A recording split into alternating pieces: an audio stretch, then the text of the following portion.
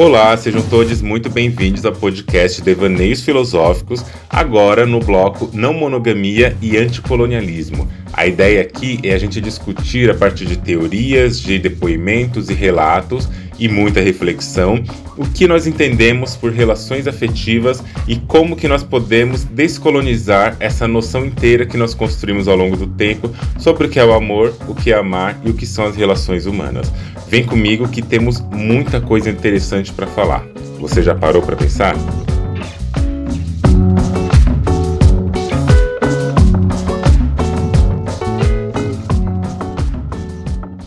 A ideia de que relações afetivos sexuais devem necessariamente suprir uma falta de afetos que idealizamos, mas que não tivemos na vida, parece até absurda, né? E esse ainda é um discurso bastante monogâmico e que às vezes se nota dentro de conversas sobre não monogamia. Isso porque certas heranças levam muito tempo para se dissolverem e até mesmo para se esgotarem. Uma vez um filhote meu me disse, que isso acontece porque a gente é criado para monogamia no sentido de que não tive amor na família, então é aí que vou ter amor. Ou seja, é na relação monogâmica que a gente vai ter amor, né? E sim, é uma armadilha. A ideia do amor romântico constrói o desejo sempre a partir de que uma falta precisa necessariamente ser preenchida. E os vazios, não por acaso, acabam virando grandes pesadelos. Como a gente já conversou em alguns momentos, isso também tem a ver com capitalização dos afetos. A gente passa a buscar mais por um preenchimento do vazio do que necessariamente pela compreensão do vazio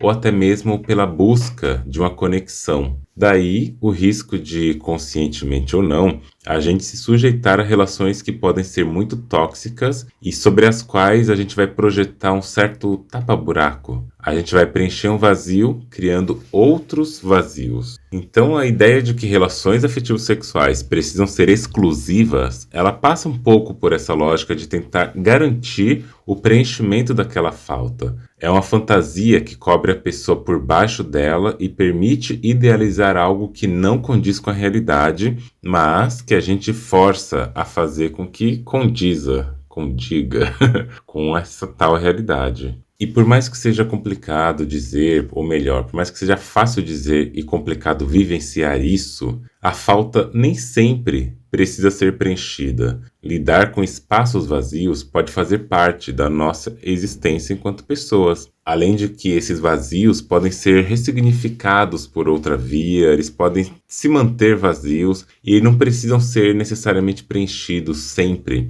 Menos ainda por um amor que seja romantizado, embora, como eu disse, na prática não é tão simples dizer algo do tipo. Da mesma forma, vale relembrar que nem todo desejo ele deve ser realizado em si por uma única via, que é a via da falta. Um luto, uma falta de carinho familiar e outras coisas não precisam ser buscados como um remédio que vai curar uma doença. Não é obrigatório, entre aspas, curar uma relação com outra do mesmo tipo. E se a gente buscasse novos jeitos de amar, novos espaços de amor, mas além disso, se a gente buscasse novas maneiras de compreender essa falta? O ideal monogâmico, ele reforça essas estratégias de preenchimento do vazio e nele, entre aspas, vence quem fecha o buraco com mais massa rígida. E é nessa busca, nesse desenvolvimento, nessa coisa quase frenética, que a gente vai tentar preencher o vazio de um jeito que nada nem ninguém possa esvaziá-lo outra vez. O golpe vem quando a gente se descobre que nada é ou nada está garantido. Nem todo pragmatismo e nem toda hiperproteção afetiva pode impedir um rompimento ou uma quebra ou uma frustração de alguma relação, de qualquer tipo que seja. E se a gente vive sempre querendo evitar isso, é importante que a gente saiba, O anestésico tira a sensação da dor, mas não trata a ferida. Ele alivia a dor, mas ele não evita o sofrimento. A monogamia, ela é um mercado de soluções para preencher vazios. Tudo que pode tapar a ferida é enaltecido. Tudo que pode tapar a ideia de que existe uma ferida, tudo que pode anestesiar, vai ser buscado de um jeito muito intenso. E quando o que eu estou chamando, que outras pessoas estão chamando de não monogamia, se constrói nessa mesma base, a gente vai ter ali, reproduções ainda mais angustiantes de relações afetivas e corremos o risco de fazer perguntas importantes, né? Antes de ir logo recheando um vazio, por que a gente não se pergunta por que eu quero preencher esse vazio? Para que eu quero preencher esse vazio? E aqui cabe dizer, né? Sentir falta não é a questão em si. Sentimos falta, talvez porque somos seres faltantes em vários aspectos. E não estou falando da falta de direitos básicos de sobrevivência, como moradia, alimentação e renda, embora para muitas pessoas essa falta ela é real. Mas eu não estou falando desse tipo de falta. Estou dizendo faltas quando a gente tem um rompimento, quando a gente tem um término, quando algo que a gente vislumbrou muito fortemente e que a gente até construiu um espaço para aquilo, esse lugar está faltante, porque tiramos algo dali, às vezes. E pode acontecer também de que, entre outras coisas, a gente vai sentir falta porque a vida se transforma, ela se altera de um contexto para o outro, mas também porque a finitude da vida, ela empresta um reforçamento de que o que temos hoje poderemos não ter amanhã. Um espaço que hoje foi ocupado por algo ou por alguém, amanhã, sinto dizer, poderá estar vazio também. E quando a gente pensa na palavra falta, a falta diz respeito a algo que um dia houve e, por razões nem sempre compreensíveis ou nítidas, deixou de haver. Então, uma vez que não possuímos mais aquele objeto, que seja material ou simbólico, da falta, nós desejamos preencher o espaço que aquele objeto ocupava. E talvez isso seja só uma esperança apressada de resgatar aquilo que se foi e que talvez nunca mais volte e nem se repita. E aqui entram os devaneios que a gente gosta de fazer. Por que a gente precisa preencher todas as faltas? Por que essa busca pelo preenchimento às vezes se dá de um modo quase que automático? Automático a ponto da gente achar que é o que a gente realmente quer e é o que a gente realmente precisa fazer. Por que manter espaços vazios costuma ser uma angústia e até mesmo um grande medo que a gente tem? Eu não tenho certeza se a gente precisa mesmo sanar as faltas ou se apenas aprendemos que devemos preenchê-la a qualquer custo. E se as faltas forem espaços de reflexão? Bom, pensa aí, vai que seja, né? Mas e se elas apresentarem ciclos que foram vividos, mas que terminaram ali e que não vão acontecer mais? Será que quando a gente quer eliminar a falta, a gente não está seguindo apenas um movimento de uma fixação em algo que, vamos aceitar a verdade, não nos pertence mais? A busca automática de preencher a falta pode nos impedir, inclusive, de olhar para isso que nos falta e nos perguntar: por que é uma falta? Ou até mesmo, que falta faz essa falta e se ela não for preenchida, qual é o problema? Nem sempre refletimos sobre o sentido de uma falta, e nesse movimento que a gente falou de capitalização dos afetos, das emoções, dos sentimentos, um discurso é vendido de que a gente tem que ser sempre pessoas completas, preenchidas em todos os âmbitos da vida. E o capitalismo faz isso, né? Ele nos dá tarefas, nos dá missões, nos dá coisas para fazer, ao ponto de não sobrar tempo para viver a vida, e pessoas quando estão em momentos ociosos, momentos sem coisas para fazer, elas inclusive sentem que estão fazendo algo muito errado. Elas acham até mesmo que elas estão ali perdendo oportunidades, que poderiam estar fazendo outras coisas porque está faltando algo para preencher naquele tempo que ela aprendeu que tinha que estar sempre cheio.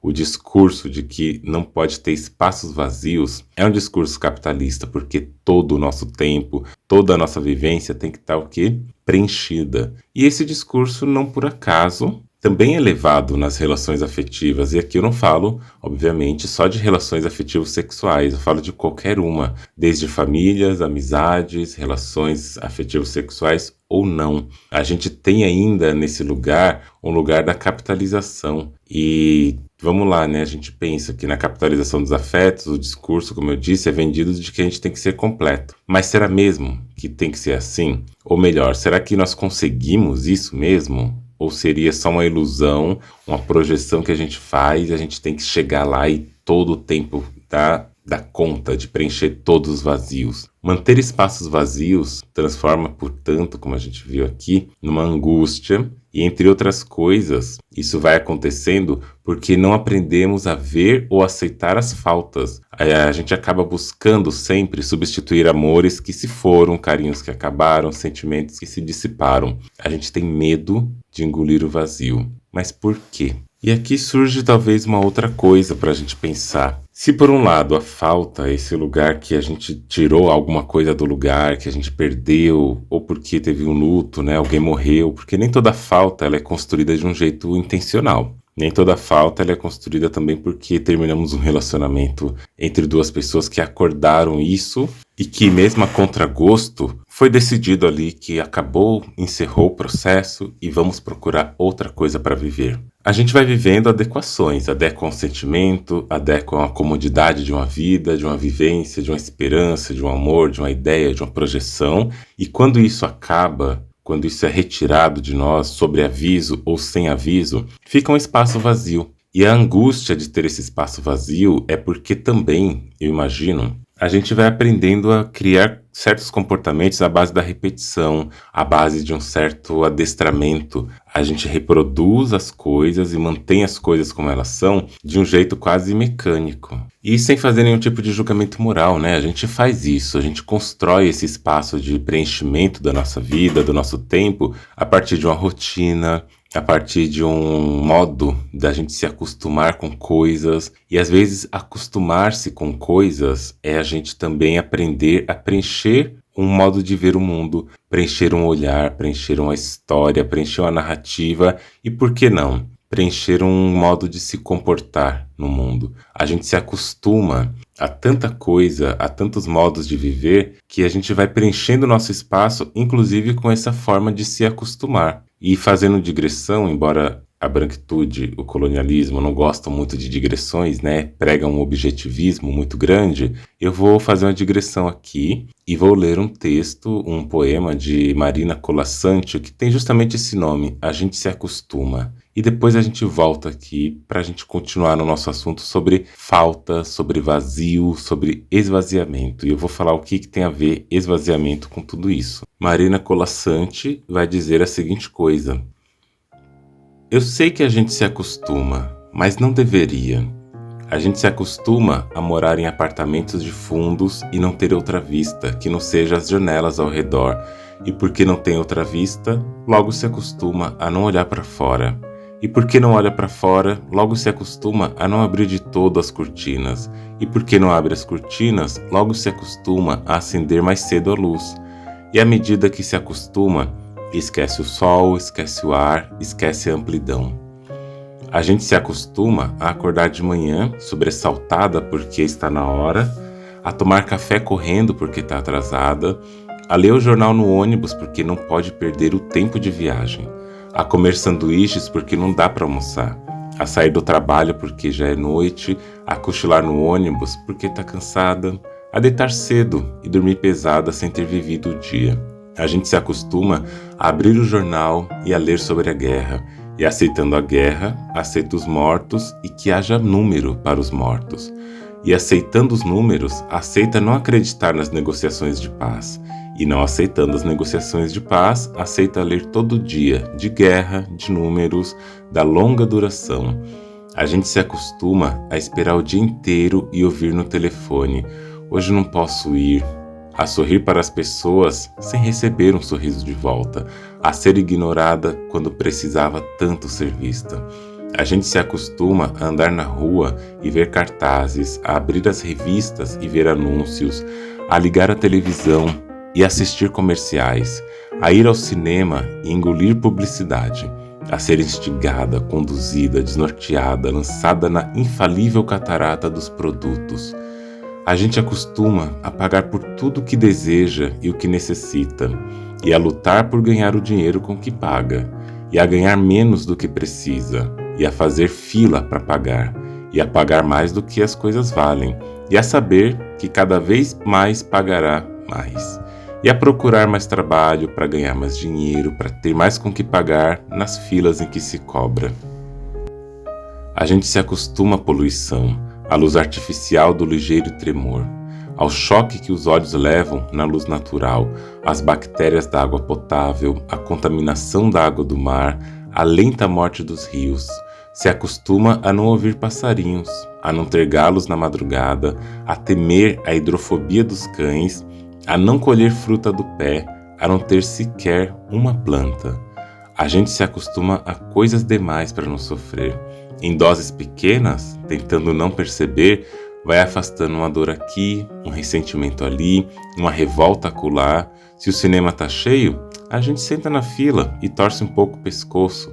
Se a praia tá contaminada, a gente molha só o pé e sua o resto do corpo.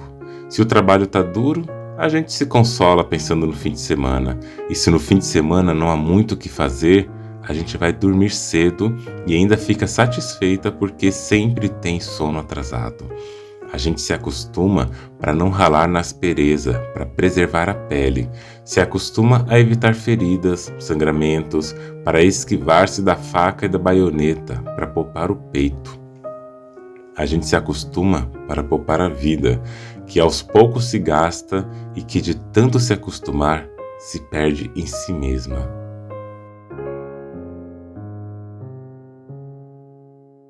E para mim, esse poema, ele tem uma marca tão importante quando a gente está falando de falta, quando a gente está falando de vazio, quando a gente está falando de tudo isso que eu comecei aqui a comentar, porque é nesse lugar de preencher certos vazios e certas faltas, é nesse mecanicismo que a gente desenvolve, mesmo que inconscientemente, mas por um aprendizado insistente, que a gente vai perdendo a noção do que é a falta. E a falta ela vai aumentando porque no lugar da gente se inconformar, a gente se conforma à falta que nos faz. Só que a gente não nomeia desse jeito, a gente não percebe a falta enquanto uma falta, porque enquanto a gente está ali naquele processo de vida que tem que acontecer freneticamente, se acostumando a tudo o tempo todo, a gente não nota o que nos faz falta. Até o momento que essa falta ela é anunciada de um jeito ou do outro. A gente se acostuma, por exemplo, a não visitar uma pessoa querida. A gente acostuma a dizer, nossa, hoje eu vou trabalhar até tarde, depois eu dou um jeito de falar com tal pessoa. A gente se acostuma a dizer para nós mesmos, sempre vai sobrar um tempo. Ah, não, vai dar tempo de fazer isso, eu vou conseguir. Vai sobrar, vai sim, vai dar um tempinho. Até que chega um momento que, por alguma razão, aquela pessoa partiu, aquela situação acabou, aquela possibilidade, ela não existe mais. E aí a gente percebe que, na verdade, ficou um buraco. E esse buraco não tem como ser preenchido, ele não tem como ser ocupado outra vez, porque agora ele é uma falta. E não raramente a gente procura preencher esse vazio, às vezes com muito remorso, às vezes com muito arrependimento, com muita culpa e às vezes apenas chorando. E se culpando pro resto da vida porque deveria ter feito mais, deveria ter amado mais, deveria ter visto o sol se pôr. Só que o que a gente faz depois que essa falta ela é anunciada? O que a gente faz depois que a gente descobre que nós nos acostumamos tanto a uma certa coisa que nós nos desinformamos do que nós éramos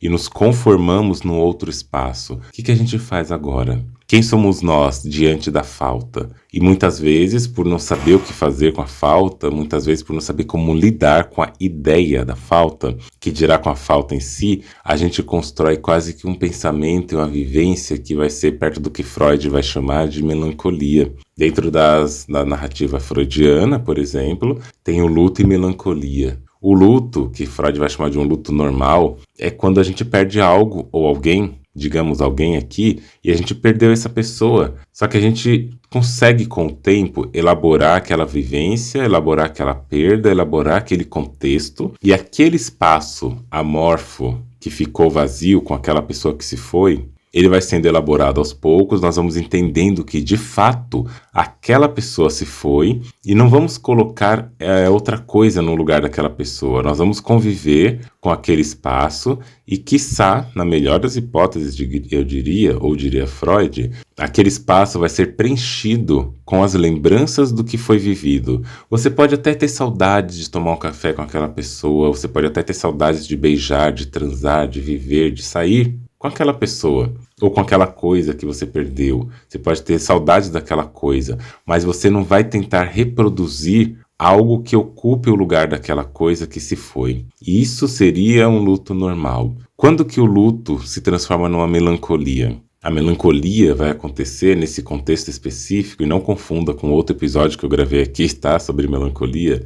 A melancolia, nesse caso freudiano, vai se revelar no momento em que não conseguimos elaborar aquela perda, aquela falta continua faltante, aquele espaço amorfo, ele vai ser ressignificado, mas não como um espaço que vai ser preenchido por lembranças e significados do que se foi, mas vai ser preenchido por expectativas e por desejos da coisa se tornar presente, mesmo sendo impossível disso acontecer na prática objetiva. Em outras palavras, se a gente quiser dar exemplos, a gente poderia pensar. Isso tem casos reais, né, que acontece. Pensa em uma pessoa que se relacionava com alguém e esse alguém, vamos supor, num relacionamento afetivo sexual, ou até mesmo na família, tá? Esse alguém morreu, foi atropelado subitamente, teve um mal súbito à noite, então teve qualquer coisa, ou como a gente passou recentemente na história da humanidade, né, a pandemia da Covid-19, perdemos uma pessoa da noite para o dia, numa semana estava com a gente, na outra semana teve Covid, 3 dias depois morreu.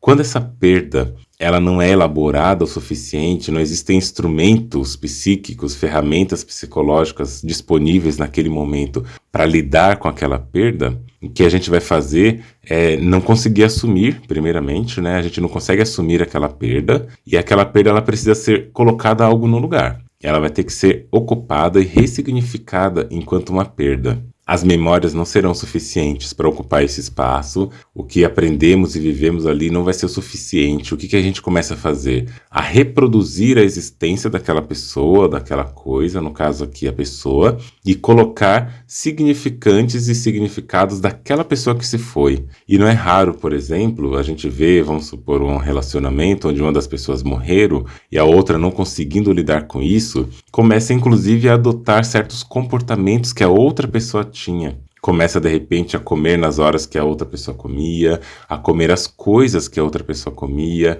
a ler o que a outra pessoa lia, falar o que a outra pessoa falava, vestir roupas que lembram aquela pessoa, porque não é mais a memória que está ocupando o espaço da falta. Agora é você, aquela pessoa que perdeu, que não conseguiu lidar com aquele espaço vazio, ela vai precisar inserir objetos ali de um modo melancólico, segundo Freud, ou esquizoparanoide, né, segundo Melanie Klein, que é a ruptura em vários fragmentos diferenciado, né? Esquizo vem disso, de várias fissuras, várias quebras, e que nenhuma preenche o espaço vazio enquanto algo ressignificado, no sentido de lidar com a falta. Vai ter que ser preenchido objetivamente para dar um sentido para aquela pessoa. Ou seja, vive-se a melancolia da falta, a do luto, aquela coisa que poderia ser significada pela lembrança, não se resolve mais. Imagine que você teve um relacionamento com alguém, uma vivência com alguém, e que foi uma coisa muito boa, muito legal e muito bacana, e você lembra daquilo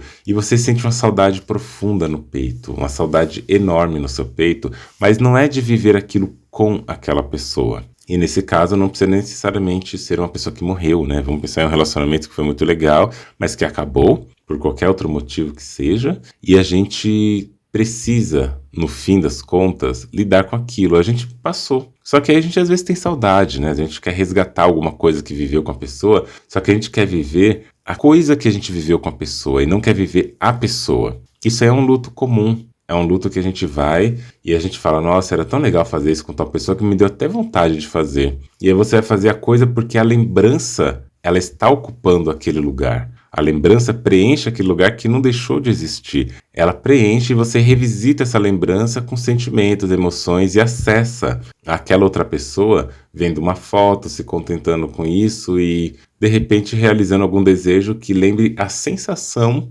daquela pessoa. Ou seja, vai ser sempre uma falta. Quando a gente está na melancolia, não é bem assim. Na melancolia, a gente não quer sentir a sensação daquela situação, a gente quer sentir aquela pessoa, a gente quer sentir aquele objeto, a gente quer sentir aquela coisa, a gente se apega muito mais à ideia de construir e de refazer a coisa do que necessariamente a ideia de viver aquela emoção. E aí você vê, né, o quanto que isso tem a ver, por exemplo, com monogamia. A gente às vezes está vivendo uma relação de família, uma relação familiar muito conturbada, mas que a gente quer ter ali um afeto, quer ter um preenchimento de espaço, a gente quer ter um acolhimento, e esse acolhimento foi rompido por violências, porque a gente entendeu que realmente não dá para viver daquele jeito com aquela família, e ficou aquele espaço vazio que desde muito cedo a gente queria preencher e que às vezes teve algum preenchimento, mas que acabou. num lugar melancólico, freudianamente falando, a gente vai tentar ocupar esse espaço com coisas que façam resgate àquela pessoa, aquela família, aquele contexto.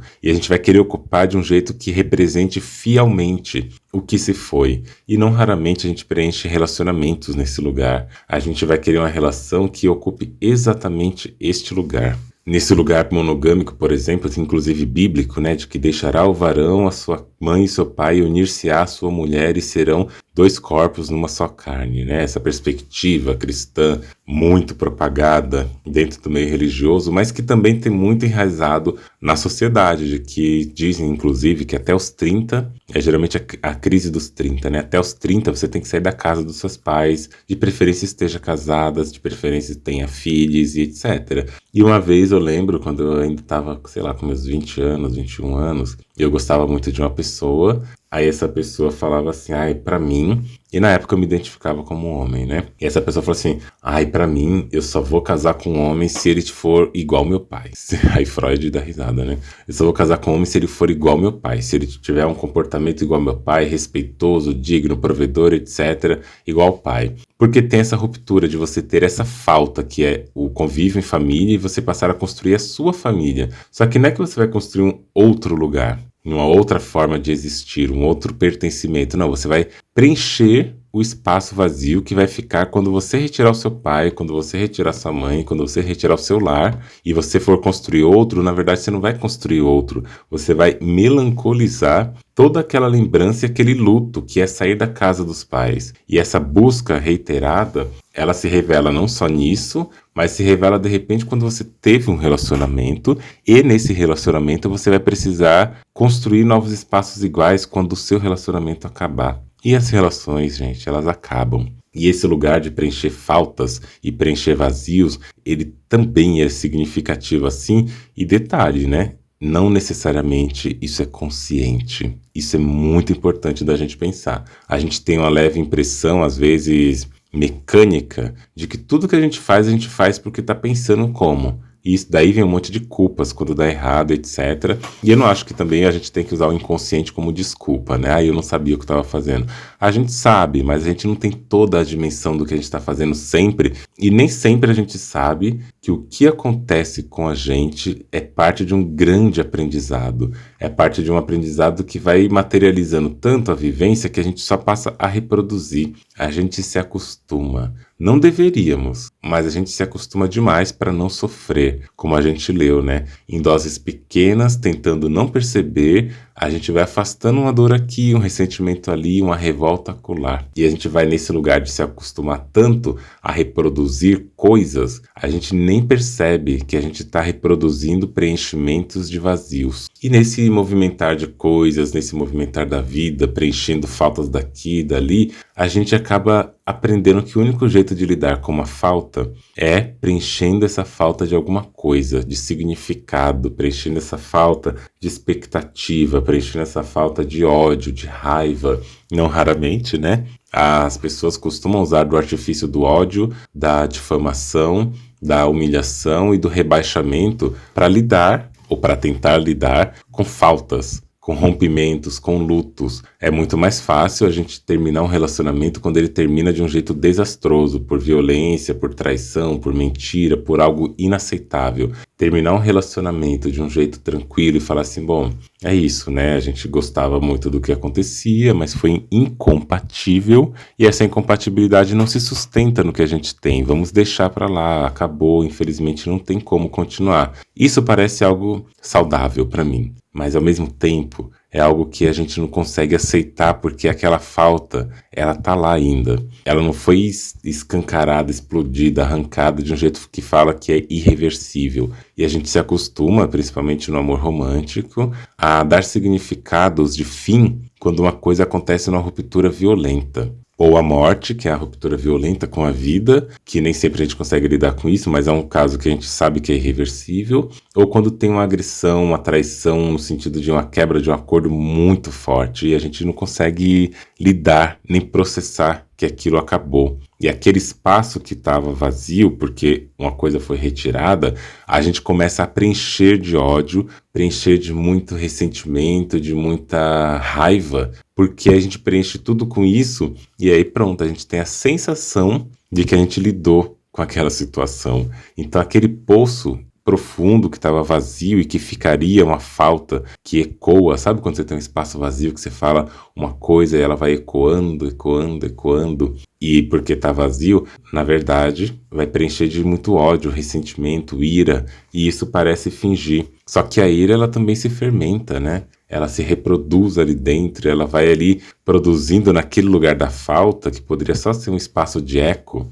ela vai produzir uma outra coisa que não estava sendo esperada. E nesse lugar de não estar sendo esperada, nesse lugar de não estar sendo planejada aquela coisa, porque a gente não sabe necessariamente o que vai acontecer com aquele ódio, com aquela ira que a gente colocou no lugar. E o que se produz dali, só vamos descobrir depois. E às vezes a gente começa, inclusive, a se acostumar a preencher espaços vazios só com iras. E a gente, quando quer terminar uma coisa, a gente não consegue mais lidar de um modo racional, conversando, com maturidade. A gente tem que difamar, tem que ter ira da coisa, tem que dar um sentido de término. A gente tem que dar o sentido de término para as coisas. E o luto, ele depende muito da nossa condição emocional, de como a gente lida com aquilo. Só que aí, até agora, né, eu tô falando de como que a gente tem, eu tô explicando uma possibilidade, entre muitas outras, de lidar com esse espaço, com esse vazio, com o faltante, e como que a gente cria artifícios de um jeito muito criativo mesmo, e de um jeito muito, às vezes, inesperado e desconhecido, para lidar com coisas que às vezes a gente só não consegue viver no momento e a gente cria maneiras de conseguir viver. Mas aí eu fico pensando, né? A gente tem muito esse lugar de vazio, que é o lugar da falta, e essa falta assim, é uma coisa angustiante, ela de fato é. A gente não ter nem tempo de elaborar uma falta, porque primeiro, nesse mercado afetivo, nessa vivência capitalizada do afeto, do desejo, da vontade, do nosso tempo de vida, no nosso tempo de lazer, a gente aprende que não dá para ficar tempo parada, né? A gente tem que fazer coisas, tem que movimentar a roda. E nesse movimentar a roda, a gente aprende que todo espaço vazio tem que ser preenchido, nem que seja preenchido de ilusão. E a gente faz isso. Mas como eu disse, a gente também preenche de raiva, de ódio, de ressentimento, de frustração. A gente preenche de tanta coisa, sabe? E aí eu fico pensando, quais outras formas que a gente também pode lidar com esse vazio que não ficou mais vazio? E uma alternativa que eu penso, ou uma possibilidade que me vem à mente e que na minha vida é muito recorrente também, é a prática do esvaziamento, do desfazimento. É quando a gente aprende, né, nesse momento de pico, a criar um monte de coisa, inclusive frustração. Tem aquele livro, O Profeta, de Khalil Gibran, e Gibran vai falar em algum momento ali sobre uma ideia que remete quase que a um poço, que é o seguinte, ele vai falar no caso de alegria e tristeza, mas que a gente pode pensar para outras coisas aqui, no contexto que eu digo da expectativa principalmente. Quanto mais fundo o poço de expectativa que a gente cria, quanto mais a gente cava e aprofunda a nossa expectativa, mais frustração a gente vai ter que preencher nesse poço para que ele fique cheio, caso essa expectativa não se realize. Eu não acredito que as pessoas sejam capazes de não criar expectativa. Quando a gente quer viver uma vida sem expectativa, a gente já está tendo a expectativa de não ter expectativas, ou seja, eu acho que é uma ilusão. Mas quando a gente está falando, né, de cavar um poço fundo, fundo, fundo de expectativas, e essa expectativa ela se frustra, aí a gente acaba tendo o quê? Um probleminha, né? Porque a gente vai ter que encher aquilo ali tudo de frustração, aquele espaço faltante que a gente acostumou a esperar, a gente vai ter que encher ali de frustração, de dor, de tristeza, de lágrimas e de um monte de coisa, porque frustrou. Só que aí que tá a grande questão. A gente aprende a encher de frustração, de dor, de tristeza, de um monte de coisa. Mas será que a gente aprende a esvaziar esse poço e deixar ele só vazio, do jeito que ele era antes mesmo? Eu acho que esse é um grande mecanismo. A gente aprender a dar vazão às nossas emoções, coisas que não são muito toleradas ou incentivadas hoje em dia, principalmente a depender de como que a gente está lidando com a cena. principalmente a depender do que a gente está falando. A gente não aprende a lidar com a falta e nem com o esvaziamento. E aí, né, a gente pensa, como que a gente pode lidar com o pós-preenchimento acelerado e apressado dessa falta? Como a gente pode lidar com esse espaço que ficou? A minha sugestão é a gente criar maneiras de vazar, maneiras de esvaziar aquilo que está criando a pressão, que está criando um espaço ali de falso preenchimento daquela falta. A gente pode, por exemplo, ter o direito de colocar para fora, seja numa música, e a arte está aí, né? Eu acho que a arte ela é uma expressão de pessoas que têm um grande vazio com o qual elas aprenderam a lidar. Elas aprenderam a representar esse vazio, localizar esse vazio e olhar para ele e falar assim, tá, eu te entendi e você vai ficar aí. E mesmo se a gente não entender por completo, a gente dá um sentido para aquilo. E quem não tem sentido é uma pessoa que está super angustiada. E aprender a dar vazão para aquilo, aprender a dar deslocamento para aqueles sentimentos,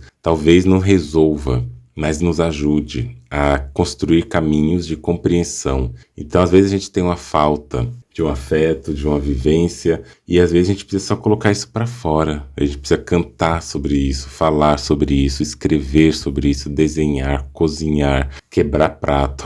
Tem gente que faz isso, né? Sobre isso, a gente precisa compreender o que pode ser feito com cada sentimento que a gente tem. Só que primeiro a gente tem que ver que sentimentos a gente tem. Primeiro a gente tem que ver quanto que a gente também se acostumou a não pensar sobre os nossos sentimentos, a não pensar sobre a profundidade deles. A gente vive no capitalismo, né? Você vai na farmácia, você vai no mercado, você vai no cinema, você vai no show, você vai no parque, você vai onde você puder ir e onde os seus recursos permitirem, e você compra anestésicos para as angústias. Você compra maneiras de distração, você compra enganadores, você compra aquelas capas que coloca por cima do poço, só para não cair no poço, mas o poço continua lá, ou vazio, um vazio que assusta, ou cheio de ácidos, de dores, de lágrimas. E o capitalismo ele vai insistir que isso aconteça. Não é vantajoso para o sistema capital que as pessoas fiquem felizes, né? Ou melhor, que as pessoas fiquem tristes. É importante que pessoas não fiquem tristes o tempo todo, tem que ser uma tristeza pontual, porque pessoas tristes profundamente e acostumadas e aceitas com essa tristeza não compram tanto, não consomem tanto. Quando elas aceitam para si a tristeza que têm, quando elas assumem para si o lugar que elas ocupam, elas não consomem tudo que o capitalismo oferece. Às vezes elas até rejeitam, mas é importante que a gente não olhe muito para as profundidades, né? É importante que a gente não olhe muito para um esvaziamento. É importante que uma falta ela seja preenchida com o máximo de fantasia possível e a gente parta para outro lugar. Ou então, o importante mesmo é que a gente aprenda o tempo todo a comprar produtos para preencher aquela falta, o tempo todo. E a gente nunca aprende a esvaziá-la. A gente nunca aprende a esvaziar nossas angústias. E eu penso que esse é um grande lance, sabe, do capitalismo, do desejo, do afeto, como ele é colocado no sistema capitalista, e a monogamia se apropria disso de um jeito muito importante, que é não pode ficar só. Se provavelmente você ou conhece, ou sabe de alguém, ou convive com alguém muito próximo de você, que não fica um minuto só, que não consegue lidar um minuto com o vazio, com a solidão, com aquele espaço que não tem nome. A pessoa tá namorando o tempo todo, toda vez ela tá com alguém, a pessoa tem angústia de ficar em casa, e tudo bem, né? Eu sei que isso é um caso e cada caso deve ser analisado dentro das suas particularidades. A gente sabe que existem várias neurodiversidades também que estão aí nesse movimento que a pessoa não consegue lidar só com a solitude ou com a solidão, e não é sobre essas pessoas que eu tô falando do comportamento social que se atribui ao modo de viver, um comportamento que o capitalismo nos ensina de que a gente não pode nem um segundo estar só, e nem um segundo estar triste, e nem um segundo estar mal, e às vezes a gente acaba dando sentido ao nosso dia mais pela expectativa social do que pelo que a gente realmente gostaria de viver. E se a gente não está no movimento, se a gente não está na agitação do capitalismo, na busca frenética por anestesias, se a gente não está comprando a nossa felicidade a cada esquina, isso pode ser uma tragédia pra gente, porque a gente só aprendeu a viver se acostumando a comprar felicidade, a comprar morfinas de todos os tipos que a gente vê por aí para preencher, né? esses lugares, preencher estes espaços de falta. A gente pouco aprende a lidar com a falta. E quando essa falta é preenchida por outra coisa, decorrente desse nosso aprendizado, talvez seja o momento da gente pensar que, enquanto a gente não consegue deixar a falta vazia logo de cara, como que a gente faz para esvaziar aquilo que a gente encheu por medo de lidar com o eco do vazio? Como que você lida com isso?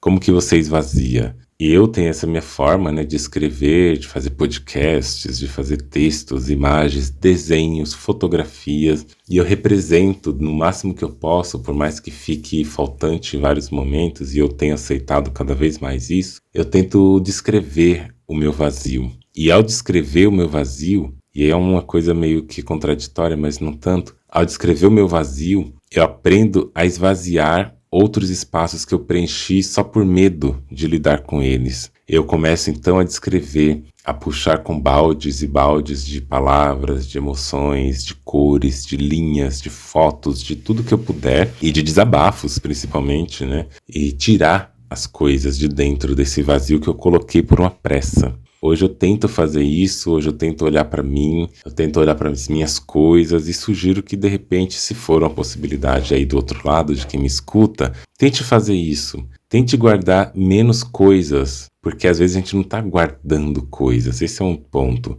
Às vezes a gente está preenchendo vazio, a gente não joga fora as coisas que a gente sabe que não servem mais, porque eu vou preencher aquele canto, eu não consigo olhar para aquele canto vazio, eu não consigo olhar porque eu nunca vi. Eu sempre aprendi que ele tem que ser cheio o tempo todo e a gente vai enchendo, guardando, preenchendo de vazios, coisas que poderiam ser apenas vazias de fato. Lidar com a falta não é uma coisa que a gente aprende porque não temos nem tempo, né, de olhar para isso. Falta tempo para lidar com a falta e a gente não gosta de olhar para o vazio. Nietzsche vai dizer que quando olha muito para o abismo olha muito para você, ele olha de volta para você. Então, quando a gente se mira muito diante de um espelho, é capaz da gente se ver ali, e a gente não quer se ver naquele espelho. Então, pensa aí sobre isso, como que esse movimento, né, monogâmico, às vezes não monogâmico também, porque no não monogâmico, esse é o grande risco, a gente está aí acostumado a ouvir um debate meio raso quando se fala que não monogamia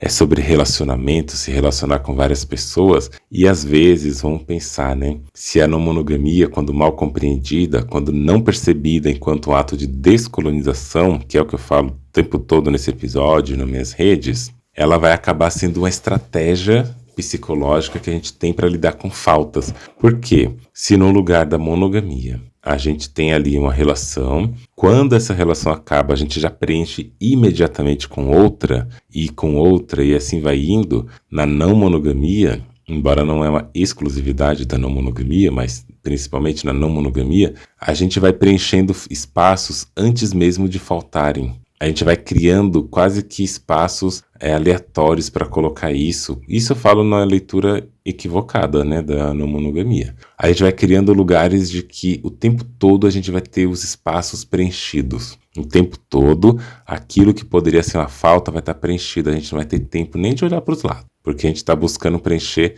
tudo o máximo possível. Quando que a gente vive a não monogamia de um jeito que eu acho que seria saudável, em vez de ser essa não monogamia que seria para preencher vazios e para garantir que os vazios não aconteçam? É quando a gente consegue olhar para as pessoas, entender que lugar que essas pessoas ocupam nas nossas vidas e que lugar que nós ocupamos na vida destas pessoas, a ponto de saber, na melhor das hipóteses, como posicionar essas pessoas no nosso contexto afetivo e como se posicionar ali sem que elas entrem como substituições frenéticas de espaços vazios não elaborados ou de espaços que foram faltantes, porque aí eu quero falar uma coisa, né? Falta não é sinônimo de vazio. Às vezes, a falta, ela é um buraco que foi cheio de coisas para que possa ser lidado com isso. Lembra da melancolia? Então, às vezes, a falta é um espaço que ele está tão preenchido de coisas porque a gente não consegue lidar com o vazio da falta.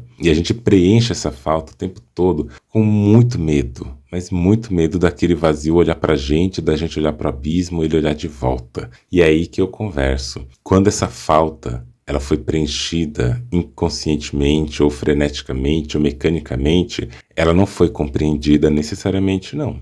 Ela foi às vezes só ocultada. E ela continua doendo, latejando, porque a falta não necessariamente vai ser preenchida com o conteúdo que estava ali. A gente coloca coisas com espinhos, coisas apertadas, coisas líquidas, sólidas, que não é do mesmo estilo e formato. E a gente se acostuma. A gente se acostuma demais a coisas que a gente não deveria. E o exercício que a gente pode pensar é em como a gente esvaziar, como que a gente dá vazão. Literalmente, gente. Como a gente dá vazão a esses fantasmas, a essas fantasias, a essas bagunças e bagulhos que a gente colocou naquele espaço só para não ter que olhar ele vazio. Como que você lida com isso? Onde que você tem feito as suas elaborações? Você tem tido tempo de elaborar? Você tem tido espaços de elaborar o que você está sentindo? Como que a gente pode, ao compreender cada situação, cada contexto e cada dimensão da nossa vida, como que a gente consegue deixar de criar esses espaços superlotados de uma falta que poderia ser compreendida? E sim, a gente poderia aprender a ocupar as faltas com memórias, como eu falei no caso do luto. A gente poderia tentar isso, só que para a gente conseguir fazer isso primeiro, a gente tem que saber olhar e flertar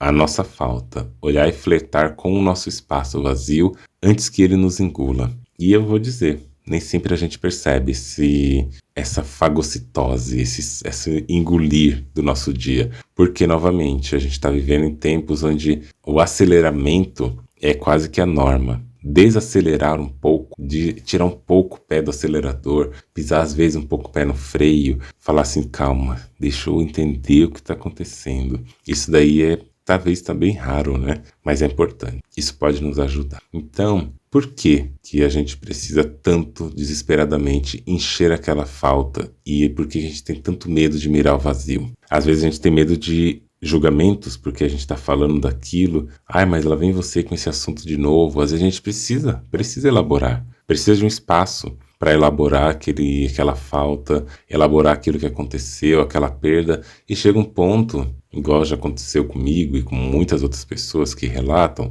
que você tem um luto de alguma situação, de um relacionamento, de uma pessoa, e de tanta gente falar e elaborar e pensar sobre, escrever e compreender o cenário, a gente acaba aos poucos nem sentindo mais aquela falta. Porque aquela falta ela se alocou ali no seu espaço e ela já está bem. Ela já é o que é. A gente lembra, a gente vê as fotos do Google Fotos, que lembra a gente o tempo todo de coisas que a gente às vezes quer esquecer. Só que aí a gente olha para aquela foto não mais querendo esquecê-la, não mais querendo apagá-la, mas a gente olha e fala, tá, cheguei nesse lugar. Talvez a gente chegue num lugar que seria a indiferença com a falta. Uma indiferença que a gente consegue ressignificar, sem ter que sofrer com ela. Mas para isso, haja elaboração, haja olhar, haja esvaziamento. A gente precisa se esvaziar daquilo que nós simplesmente preenchemos a falta com medo de olhar para o vazio que pode ser produzido por ela. Em um outro momento, eu quero fazer um episódio só sobre alívio. Porque quando a gente fala também de aprender a lidar com as coisas, de esvaziar, às vezes vem o sentimento do alívio. E lidar com alívio não é uma coisa tão comum e tão simples, porque a gente geralmente comemora o alívio, mas talvez seja importante a gente também aprender com ele, entender por que esse alívio é um alívio. Mas isso é um detalhe para um outro episódio. Por enquanto a gente fica aqui, pensando sobre lutos, sobre términos, sobre fins e pensando aí sobre vazios e esvaziamentos. Você já parou para pensar? Então é isso, minha gente. Ficamos por aqui. Vejo vocês no próximo episódio. Não esqueçam de compartilhar esse episódio e todos aqueles que vocês acharam bonitinho. Compartilhem nos seus stories no Instagram, marca o meu perfil, andreone.medrado. Já aproveita também, para seguir o meu perfil. E se você quiser deixar o seu depoimento, se você quiser deixar um relato ou uma pergunta, você pode acessar o formulário que está no link aqui embaixo e você pode escrever a sua pergunta ali e eu vou deixar um espaço no formulário para você poder anexar também um áudio, caso você queira que o seu áudio seja colocado no episódio e eu comente sobre o seu áudio. Espero muito pela sua opinião, pelo seu depoimento e vamos juntos construir uma nova maneira de pensar na monogamia junto com todas as pessoas que estão aqui e ao redor de nós falando sobre descolonização das relações afetivas. Vejo vocês em breve, até um próximo episódio.